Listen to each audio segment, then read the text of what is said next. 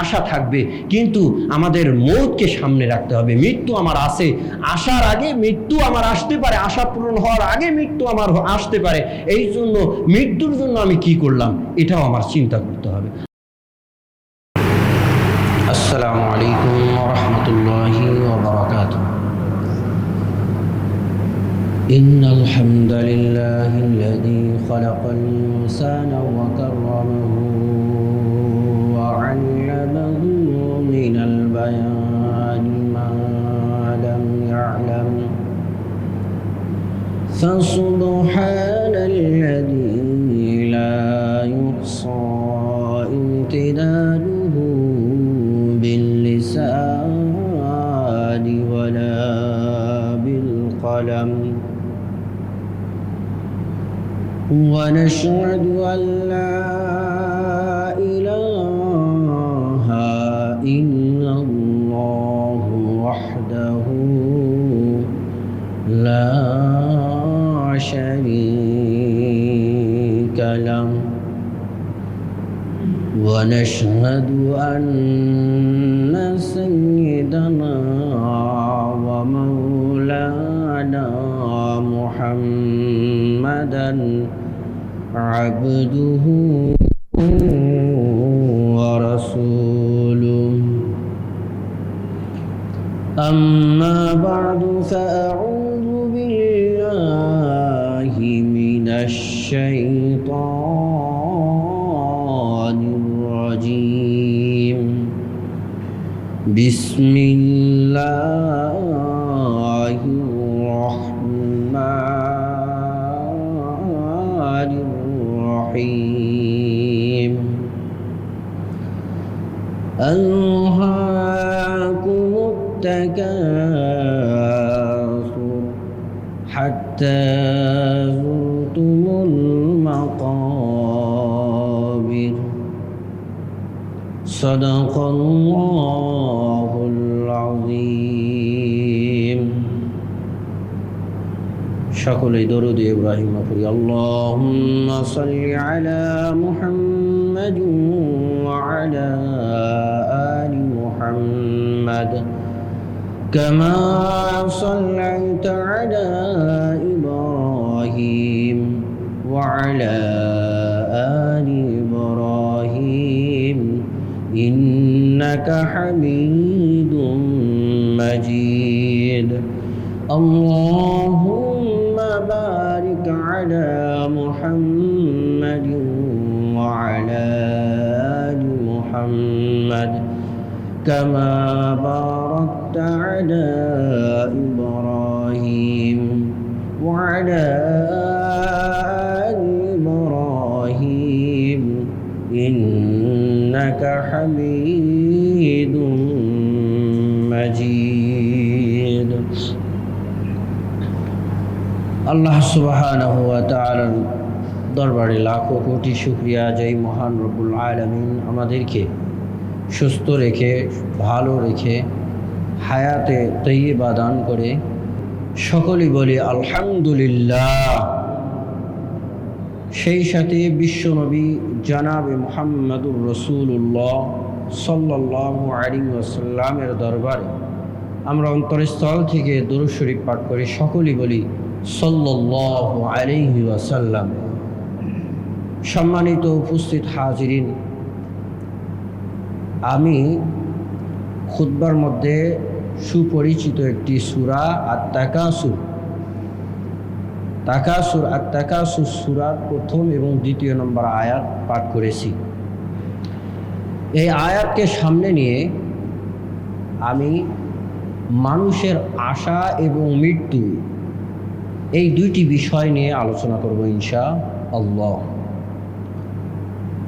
ছোট্ট একটি জীবনে মানুষের অনেক আশা থাকে, আর এই আশাটা মানুষের পরিবর্তনের মাধ্যমে, বয়সের পরিবর্তনে আশারও বিভিন্ন রূপ দেখা যায়। বাল্যকালে এক ধরনের মানুষের আশা হয়, যুবক বয়সে মানুষের এক ধরনের আশা হয়, বৃদ্ধা বয়সে বৃদ্ধকালে মানুষের এক ধরনের আশা হয়। আশা থাকবে, আশা ছাড়া কোনো মানুষ নেই। আশাটা বয়সের সাথে সাথেই পরিবর্তন হতে থাকে। মুসলিম শরীফের মধ্যে এসেছে, যখন মানুষ ইন্না ইবনা আদম ইয়াকবুরু মাহু ইসনান, যখন ইবনে আদম সন্তান যখন বড় হতে থাকে, ওই ইবনে আদম অর্থাৎ মানুষ যখন বড় হতে থাকে, তার সাথে সাথে দুইটা জিনিসও বড় হতে থাকে। একটা হলো হুব্বুল মাল, তৌলুল আমাল। এক নম্বর, মানুষের দুনিয়ার একটা আশা থাকে, এটাও বাড়তে থাকে। আর একটা হলো আশাটা লম্বা হতে থাকে, বাঁচার একটা আশা থাকে, লম্বা সময় বাঁচার আশা থাকে। এই হাদিসটার ব্যাখ্যা করতে গিয়ে মুসনাদে আহমদের মধ্যে এসেছে যে আদম সন্তান যখন বড় হয় তখন তার সাথে সাথে তার আশাও বড় হতে থাকে। শৈশবকালে এক ধরনের আশা থাকে, শৈশবকালে খেলনা মোটরসাইকেল আশা থাকে, ছোট বাচ্চা খেলনা মোটরসাইকেল। যখন বড় হয়ে যায়, যুবক হয়ে যায়, বড় হয়ে যায়, তখন এখন বাইক, বড় একটা মোটরসাইকেলের আশা থাকে। বয়োবৃদ্ধ যখন হয়ে যায় তখন আশা হয় ছেলে সন্তানদের জন্য কিছু গড়ে দেওয়া, তাদের কেরিয়ারকে গড়া। যুবকদেরও এমনই আশা হয় তাদের ফিউচারকে স্মার্ট করা যায় কিভাবে। এমন করেই প্রতিটা মানুষ এবং দুনিয়ার নিজাম চলে আশার উপরে। যদি আশা না থাকতো তাহলে এই দুনিয়াটা চলতো না, এই দুনিয়া বেকার হয়ে যেত। মানুষ আশা নিয়েই বিবাহ শাদী করে, মানুষ আশা নিয়েই ব্যবসা বাণিজ্য করে, মানুষ আশা নিয়েই সংসার করে, মানুষ আশা নিয়েই ইবাদত বন্দিগি করে। সুতরাং আশার থেকে বাহির হওয়া, লোভ থেকে বাইর হওয়ার কোনো অপশন মানুষের জন্য নেই। এই যে কিছুদিন আগেই, 2-3 দিন আগেই বাহারউদ্দিন ভাই ওমান দেশ থেকে 2.5 বছর পরে দেশে আসছে। তার স্ট্যাটাসটা কি ছিল? স্বপ্ন বাড়ি ফিরে যাবে, বাড়িতে যাচ্ছে। যখন আসতেছে তার আগে স্ট্যাটাস স্বপ্ন, তার আশা, সামনে তার আশাটা কি যে বাসায় ফিরে যাচ্ছে, তার মানে তার পরিবারের কাছে ফিরে যাচ্ছে। কত বুক ভরা আশা তার। হঠাৎ দুর্ঘটনায় রাস্তার মধ্যেই তার পরিবারের 60 জন, একজন নয়, 2 জন নয়, 7 জন, নিজের স্ত্রী, নিজের মেয়ে, নিজের মা, নানি, নিজের ভাবি, ভাতিজি, 7 জন এমন দুনিয়ার থেকে চলে গেল। আশা, মানুষের আশা, কত আশা থাকে, কত আশা না থাকে। গত বছরে 1 বছরের মতো হয়ে গেল, রাজবাড়িতে বড় ভাই ছোট ভাই 2 ভাইয়েরই বিবাহ। আজকে বড় এক ভাইয়ের বিবাহ, কালকে আরেক ভাইয়ের বিবাহ। বড় ভাই থাকে মনিরুল ইসলাম, ঢাকায় থাকে। উনি আসতেছেন, ছোট ভাই মোটরসাইকেল নিয়ে গেছে আনার জন্য। আজকে এক ভাইয়ের বিবাহ, কালকে আরেক ভাইয়ের বিবাহ। আয়োজন, ম্যানেজমেন্ট, আতিথেয়তা সব কিছু রেডি। ভাইকে আনার জন্য গিয়ে যে মোটরসাইকেলে নিয়ে ভাইকে নিয়ে আসছে, ট্রাকের সাথে অ্যাক্সিডেন্ট করে 2 ভাই দুনিয়ার থেকে চলে গেল। এরই নাম হচ্ছে জীবন, এরই নাম হচ্ছে আশা। কত আশা প্রত্যাশা এই ছোট্ট একটি জীবনে থাকে। এর ব্যাকআপে থাকে হচ্ছে মৃত্যু, যে মৃত্যু এসে মানুষের সব আশাকে মিটে দেয়। মানুষ যত আশা করে তার মধ্যে সবচাইতে বেশি আশা করে মানুষ একটু বেশি দিন বাঁচার। কথা বলেন ঠিক কিনা?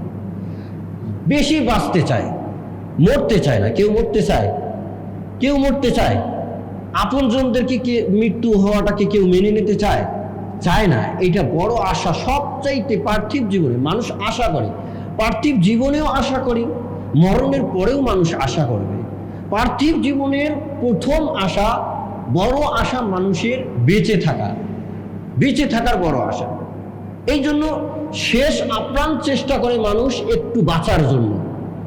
ধন সম্পদ, বাড়ি গাড়ি, টাকা পয়সা সব নদীতে ভেসে যাচ্ছে, তারপরে মানুষটা চেষ্টা করে যে না, আমি বাঁচি না। সবচাইতে বড় আশা মানুষের একটু বেঁচে থাকা।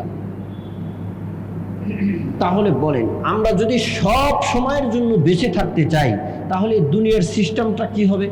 তাহলে আমি কি এই দুনিয়ার মুখ দেখতে পারতাম? তো আদম আলাইহিসসালাম থেকে নিয়ে নূহ আলাইহিসসালাম আসতেই পারতো না, দুনিয়া ভরে যাইত, তাহলে আমার আর প্রয়োজন ছিল না। যার কারণেই আল্লাহ রাব্বুল আলামিন মৃত্যুর একটা সিস্টেম করে দিয়েছে, যে এক জাতি যাবে আর এক জাতি প্রজন্ম চলে আসবে। এই মৃত্যুর থেকে বাঁচতে যদি আমরা চাই, এই বাঁচতে থাকার জন্য আমরা কত ফিট করি, সুস্থ থাকার জন্য কানাডায় চলে যাই, ভালো থাকার জন্য কানাডায় চলে যাই। কেউ আমরা সহজে মরতে চাই না। আল্লাহ রাব্বুল আলামিন যখন আদম আলাইহিসসালামকে সৃষ্টি করলেন, খলাকাল্লাহু আদম, আল্লাহ রাব্বুল আলামিন আদম আলাইহিসসালামকে সৃষ্টি করলেন। সৃষ্টি করার পরে আল্লাহ তাআলা আদম আলাইহিসসালামের পিঠেতে হাত বুলায় দিলেন। আল্লাহ রাব্বুল আলামিন যখন আদম আলাইহিসসালামকে সৃষ্টি করার পর পিঠের উপরে যখন হাত মাসাহ করলেন, ফিরাই দিলেন, তৎক্ষণাৎ ফাসাকাতা মিন জাহরিহি কুল্লু নাসামাতিন খালিকুহা, যত রূহ, যত জীবন আল্লাহ রাব্বুল আলামিন সৃষ্টি করেছেন, সব রূহগুলো সাইয়্যিদুনা আদম আলাইহিসসালামের পিঠ থেকে বের হয়ে আসছে।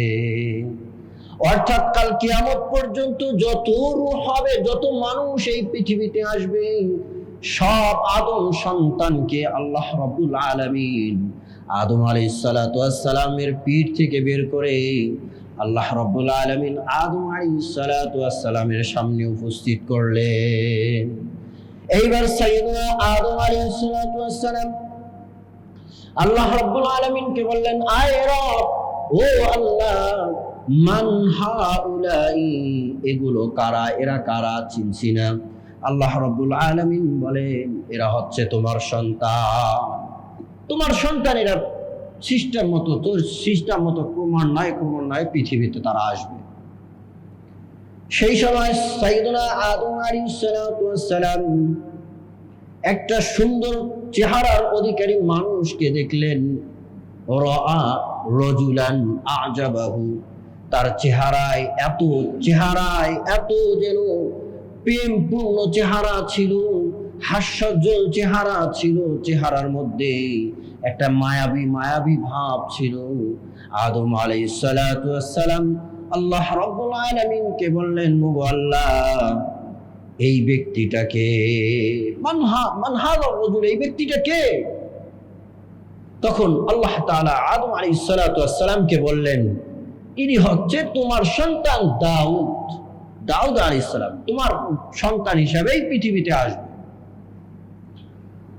তখন আদম আলাইহিসসালাম আল্লাহ রাব্বুল আলামিনকে বললেন, কাম জাআলতা উমরাহু, তার জীবন হায়াতে জিন্দেগিটা কেমন দুনিয়ার বুকে আপনি নির্ধারণ করেছেন?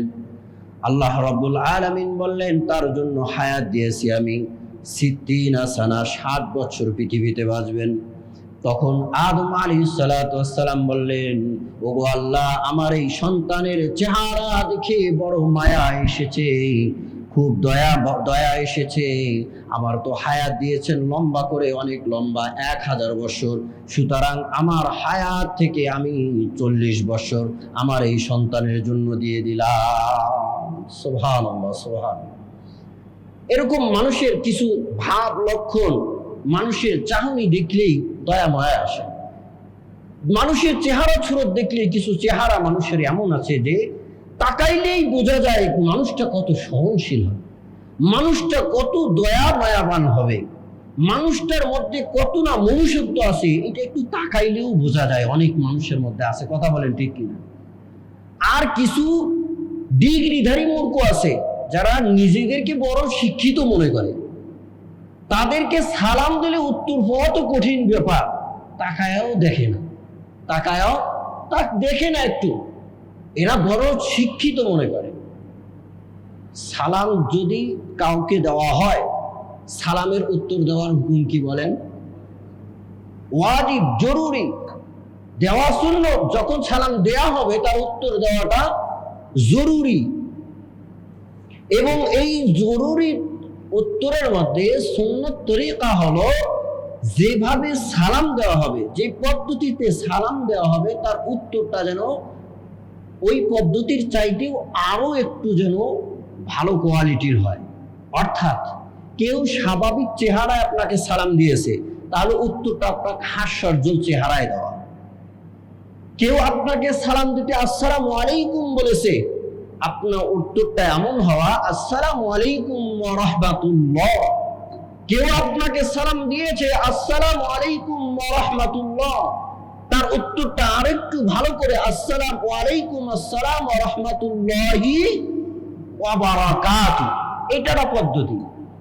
আর আপনাকে সালাম দেওয়া হলো, আপনি তাকায়ও দেখলেন না, এটা কেমন মনুষ্যত্ব আপনার? এই জন্য দোয়া আসে শুধু চেহারার দিকে যদি তাকানো যায়, কিছু চেহারা এমন হয় যে দেখা যায় তার মধ্যে মনুষ্যত্বটা কেমন আছে। আদম আলাইহিস সালাতু ওয়াস সালাম বলতেছেন যে তার চেহারার দিকে কোনো কথা হয়নি।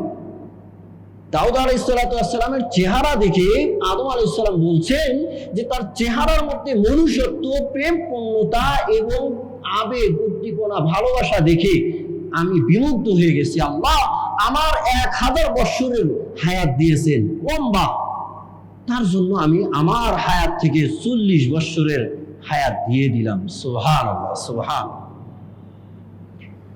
এরপরে যখন আদম আলাইহিস সালামের 900 বছর এবং প্লাস 60 বছর হয়ে গেল, তার মানে 40 বছর কমাই গেলে আর কত থাকে?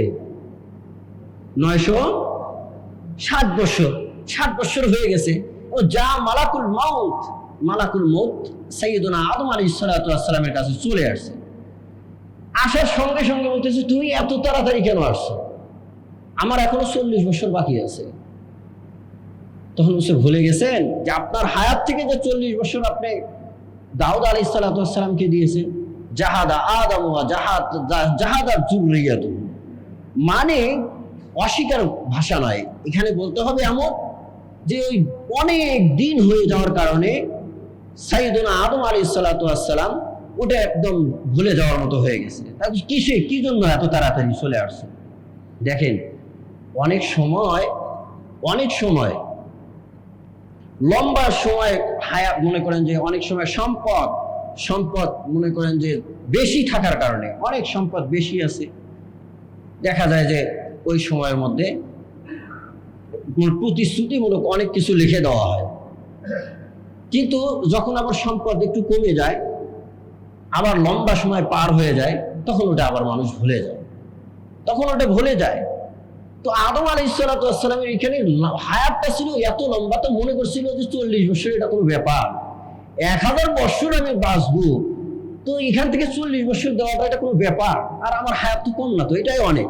কিন্তু এর পরেও এত বছর বাঁচার পরেও যখন শেষে চলে গেছে, তারপরেও আশা করে আরো 40 বছর, তাই কিনা? যে এত তাড়াতাড়ি কেন আসছে? মানুষ এইরকম, মানুষ বাঁচতে চায়, বাঁচার আশাটা মানুষের সর্বপ্রথম থাকে। এরপরে পার্থিব জীবনের মানুষের আশা থাকে, দুনিয়ার আশা থাকে, বিভিন্ন আশা থাকে। আল্লাহ রাব্বুল আলামিন যখন আদম আলাইহিস সালামের এই সন্তানগুলোকে সৃষ্টি করলেন, সব রূহকে যখন জমা করলেন, রূহের জগতে আল্লাহ রাব্বুল আলামিন সবাইকে রূহ হিসাবে যখন সৃষ্টি করেছেন, সব রূহকে একত্রিত করার পর ফেরেশতারা আল্লাহ রাব্বুল আলামিনকে বলে, গো আল্লাহ, এতগুলো জীবন যদি পৃথিবীতে যায়, পৃথিবীতে তো এত স্পেস আমরা খুঁজে পাই না, এতগুলো রূহ, এতগুলো জীবন, এগুলো কোন পৃথিবীতে যায় অবস্থান করবে? এরকম পৃথিবী তো খুঁজে পাচ্ছি না। আল্লাহ রাব্বুল আলামিন বলেন, না না, আমি এই সবগুলোকে একসঙ্গে পৃথিবীতে পাঠাবো না, বরঞ্চ ক্রমান্বয়ে ক্রমান্বয়ে পাঠাবো। বাবাকে দুনিয়ার থেকে নেব, সন্তানকে আবার ওই পৃথিবীতে রাখবো, ওই সন্তানকে নেব, তার সন্তানকে পৃথিবীতে রাখবো, প্রজন্মকে রাখবো, আর নেক্সট যারা হবে তাদেরকে রাখবো, আর অতীতের যারা তাদেরকে উঠায় নেব। এমন করে আস্তে আস্তে আমি পৃথিবীতে সব রূহকে আমি পৃথিবীতে প্রেরণ করব। এইবার ফেরেশতারা বলে, আল্লাহ, এই মানুষগুলো দুনিয়াতে যাবে, দুনিয়াতে মৃত্যু নামক ঘাতকের মাধ্যমে আপনি মৃত্যু দিয়ে মানুষগুলোকে উঠায় নেবেন, তাহলে এই মানুষগুলো বাঁচবে, বাঁচবে 1000 বছর বাঁচুক না কেন, 500 বছর বাঁচুক না কেন, 250 বছর বাঁচুক না কেন, আখিরাতের জীবন তো হবে তাদের লম্বা। তারা কি এই হায়াত নিয়া শেষ জামানার উম্মতদের কোনো কথাই নাই 60-70 বছর বয়স পাবে? এই মানুষগুলো কি দুনিয়াতে গিয়ে বাড়িঘর তৈরি করবে নাকি? এরা তো দুনিয়াতে গিয়ে তাহলে আর কিছুই করবে না, এরা শুধু আল্লাহরই আপনারই ইবাদত করবে। এই হায়াত নিয়ে তারা দুনিয়া যায় কি করবে? তখন আল্লাহ রাব্বুল আলামিন বললেন, আমি হেরেসকে মুসাল্লাত করে দিয়েছি, হেরেসকে আমি তাদের মৌতের উপরে চাপাই দিয়েছি। এই অল্প বয়স পাক না কেন মানুষ অনেক আশা করবে, অনেক আশা করবে, আশার পরিধিটা বড় হবে। ওই আশার কারণে মানুষ দুনিয়াতে সব কিছু করতে থাকবে, তাই কি না? তাই তো আমরা আজকে বাড়ি গাড়ি করতেছি, এই যে চাকরি করতেছি, শ্রম দিতেছি, সারাদিন শ্রম দিতেছি, কি জন্য? একটা কিছু করব, ভবিষ্যৎ ফিউচার গড়াবো, কেরিয়ার গড়াবো, এই লক্ষ্যেই সবকিছু হচ্ছে। এর মধ্য দিয়ে মানুষের জীবন এমন করে চলবে। মানুষের জীবনের লোভ, মানুষের জীবনের আশাটা এইটা হায়াত মৌতের ঊর্ধ্বে, মৌতের ঊর্ধ্বে। মানুষের মৌত যতটুকু, মৌত যে কাছে, তার চাইতেও মানুষের লোভটাই হয়ে গেছে বেশি, যার কারণে মানুষ মৌতকে কিছু আর মনে করে না। মৌতের চাইতে মানুষ যে 1 সেকেন্ড বাঁচতে পারে না, কিছুক্ষণ পরে যে আমার জীবনটা লাশ হতে পারে, এটাকে আর কিছু মনে করে না। কেন? তার লোকটা তার ওই মৌতের স্থানের চাইতেও 1 ধাপ আগে। এই জন্য জিনিসটা বুঝেন। রাসূলুল্লাহ সাল্লাল্লাহু আলাইহি ওয়াসাল্লাম একদিন একটা চতুর্ভুজ আঁকাইলেন, 4 কোণে একটা চতুর্ভুজ আঁকাইলেন।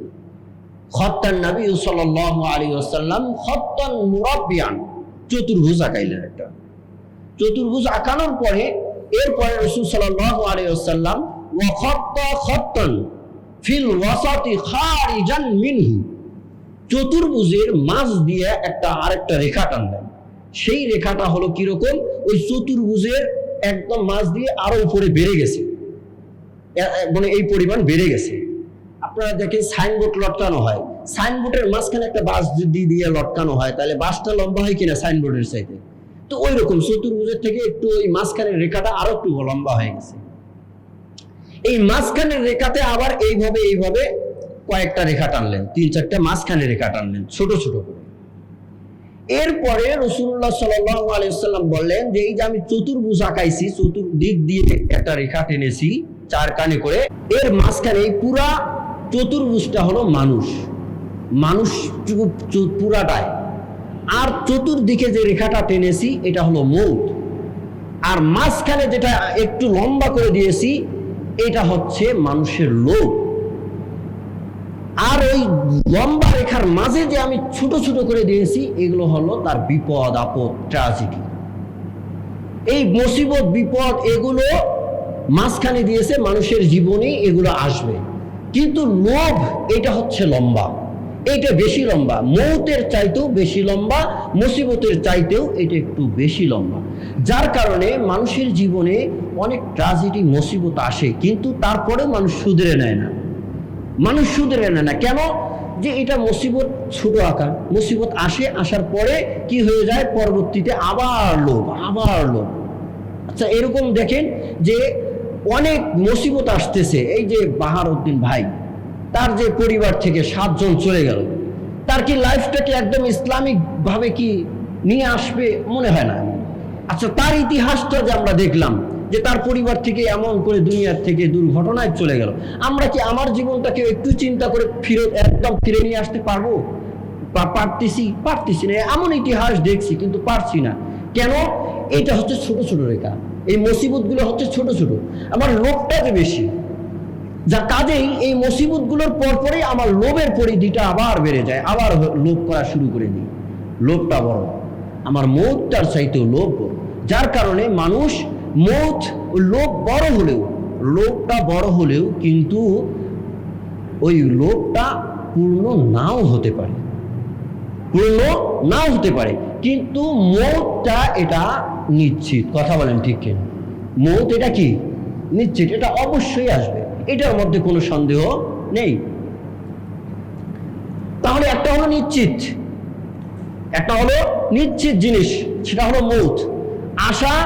আশা এটা অনিশ্চিত, অনেক দূরের স্বপ্ন, অনেক বড় আশা, এটা হচ্ছে অনিশ্চিত। তাহলে মৌত এটা আসবেই, এটা নিশ্চিত, এটা আসবেই। কুল্লু নাফসিন যায়িকাতুল মৌত, সন্দেহ আছে যে প্রত্যেক জীবন একদিন মৃত্যুবরণ করবে। লা ইউআখিরুল্লাহু নাফসান ইযা জাআ আজালুহা, যখন তার মৌত যেই জায়গায়, যে অবস্থায়, যেই আয়ুতে আসার তখনই আসবে, তার এক সেকেন্ড পরিবর্তন হবে না, এই দিক সেই দিক হবে না। এটা নিশ্চিত একটা জিনিস, এটা নিশ্চিত যে মৃত্যু আসবেই। কিন্তু আশা কি সব পূর্ণ হয়? বলেন।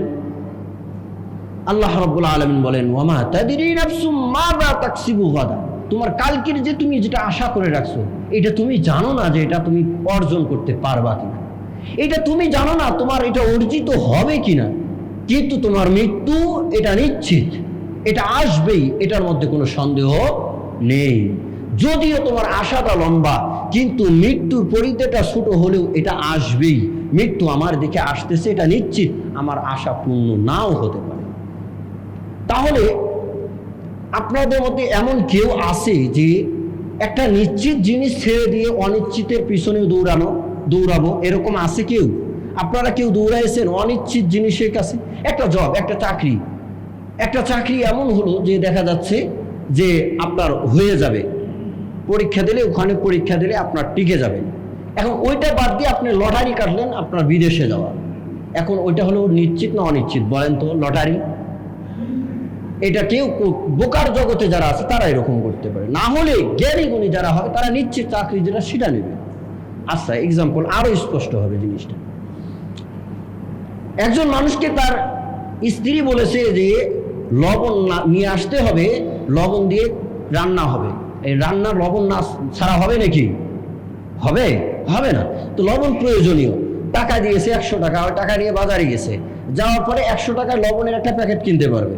আর লটারি হলো তার ডবল, একটা লটারি ছাড়ছে যে 100 টাকায় লটারি হবে, যদি পায় তাহলে 2টা লবণের প্যাকেট পাবে। কয়টা পাবে? আপনারা কথায় বলেন না, 2টা প্যাকেট পাবে। এখন বলেন ওই মানুষটা 100 টাকায় যদি লবণ না কিনে লটারি কিনে যে 2টা পাওয়ার আশায়, তাহলে ওই মানুষটা বোকার জগতের মানুষ হবে কিনা বলেন?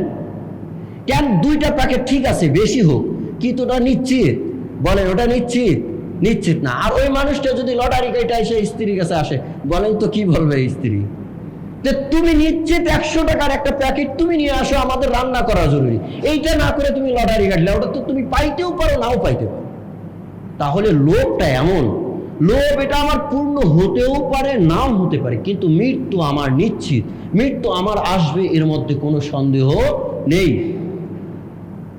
আমি পাঞ্জাবি বানাই, আমি শার্ট বানাচ্ছি, আমি পোশাক বানাচ্ছি, আমি পোশাক কিনে কাপড় কিনে আমি দর্জির দোকানে দিয়েছি, এবং দর্জিওয়ালা বানাইতে দিয়েছি, ওই কাপড়টা কিন্তু আমি পরতেও পারি নাও পরতে পারি।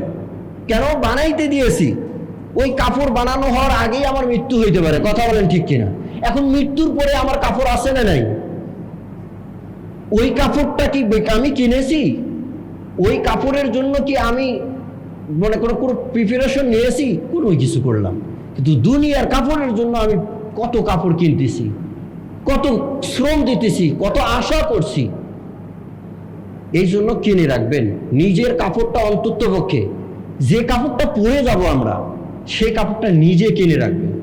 আর এটার মধ্যে বড় একটা ফায়দা, আমি আমি আশা করেছি যে কাপড়টা, আমার কাপড় আমি কিনে রাখবো আর ওটা বাসায় রাখবো, সবাই ওটা দেখবো, মাঝে মাঝে দেখবো যে একদিন আমি এই কাপড়েই পরিধান করে দুনিয়ার থেকে চলে যাব।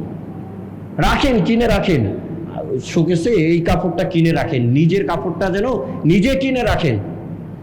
কি হবে যে অনেক সময় আপনি গুনার থেকে ফিরে আসতে পারছেন না, ওই কাপড়টা একটু বের করে দেখবেন, ওই কাপড়টার কথা স্মরণ করবেন যে আমি না নিজে কিনে রেখেছি, অন্যের সম্পদ কিনে নিচ্ছি, অন্যকে কষ্ট দিতেছি।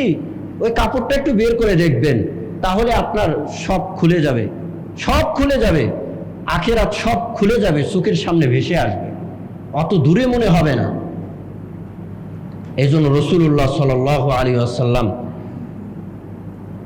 একদিন বসে আছেন, এক মহিলা এসে রাসূলুল্লাহ সাল্লাল্লাহু আলাইহি ওয়াসাল্লামের কাছে চলে আসে। ইন্না ইমরাতান জাতিন নবী সাল্লাল্লাহু আলাইহি ওয়াসাল্লাম, রাসূলুল্লাহ সাল্লাল্লাহু আলাইহি ওয়াসাল্লামের কাছে একজন মহিলা আসলেন।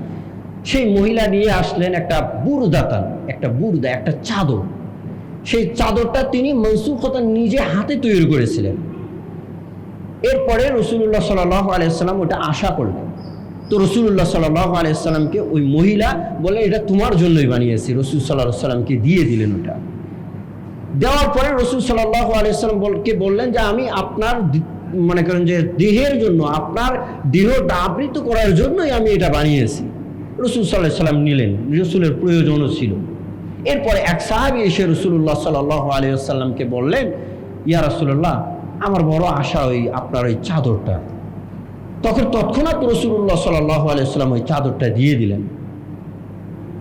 ওই সাহাবীটা ওই চাদরটা নিয়ে কোনোদিন পরিধান করেননি, কোনোদিন পরিধান করেননি। রাসূল সাল্লাল্লাহু আলাইহি ওয়াসাল্লামকে বললেন যে এটা যে আমি আপনার থেকে নিলাম, এটা পরিধান করার জন্য নয়, এটা আপনার দেয়া চাদর পরিধান করে যেন আমি শেষ কাপড় হিসাবে দুনিয়ার থেকে যাইতে পারি, সেই জন্য নিয়েছি। সুবহানাল্লাহ।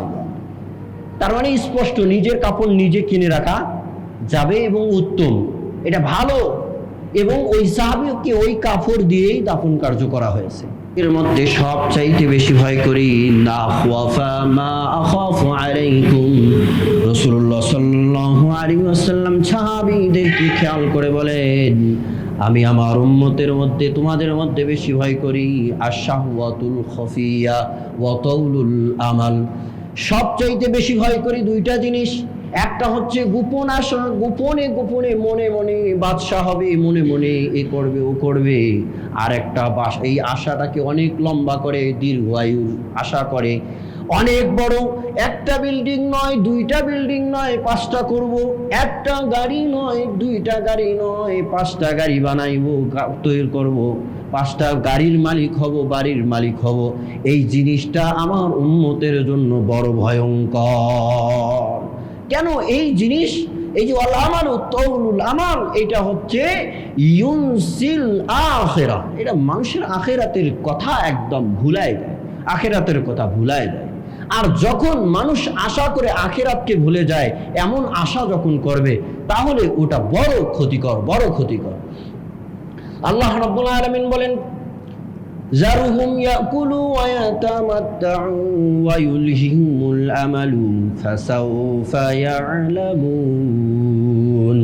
আল্লাহ রাব্বুল আলামিন বলেন, তাদের ছেড়ে দাও যারা এত বড় বড় আশা করে, বড় বড় পদের আশা করে, বাড়ি গাড়ির আশা করে, তারা যারা এমন আশা করে তাদেরকে ছেড়ে দাও, তারা খাক, তারা এমন করে উপভোগ করুক, কিন্তু একটা পর্যায়ে আসবে ফাসাউফা ইয়ালামুন, তারা জেনে নেবে তাদের এই লোভ লালসা দুনিয়া আখিরাত ভুলে যে এত লোভ করেছে, তারা এটা জেনে নেবে অচিরে। কিভাবে জেনে নেবে? আলহাকুমুত তাকাসুর, মানুষ লোভ করবে, লোভের পরিধি কখনো কমবে না, কখনো কমবে না। লোভ যত করবে তত বাড়তে থাকবে, তত বাড়তে থাকবে। হাত্তা যুরতুমুল মাকাবির, তাদের এই লোভ তাদেরকে গাফলতের মধ্যে গাফেল করে রাখবে, এমন কি কবরের জগতে চলে যেতে হবে।